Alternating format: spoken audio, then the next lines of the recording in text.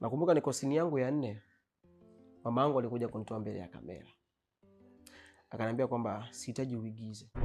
Kiukweli iliniuma mno. Unatakiwa uigize hivi. Kwa akaanza kunifundisha.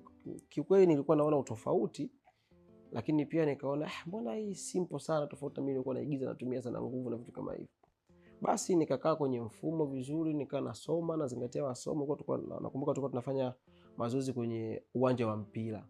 Kuanzia saa 12 hivi mpaka saa 2. Kwa basi kwa tunafanya mazoezi, nikaanza kuiva. Kumbuka 2017 ndio mwaka wangu wa kwanza nafanya filamu. Filamu ya kwanza ilikuwa inaitwa Roho Mbaya ya huyo jamaa anaitwa Ibrahim Kibindu.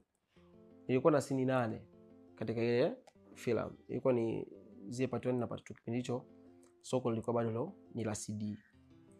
Nakumbuka niko sini yangu ya 4, mama yangu alikuja kunitoa mbele ya kamera. Akaniambia kwamba sihitaji uigize. Kiukweli iliniuma mno, ukizingatia ndo filamu yangu ya kwanza na kipindi hicho akili inawaza sanaa tu. Nijisikia vibaya sana, lakini lengo la mama halikuwa baya kwa kipindi kile. Lengo lake aliamini kwamba sanaa ni uhuni.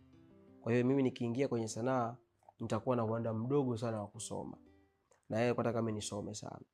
Lakini hakujua kwamba mimi sanaa nilikuwa naifanya, lakini masomo nilikuwa nazingatia. Kutokana na ile hamu kufanya sanaa na mama kanikataza, kiukweli sikuwa sawa.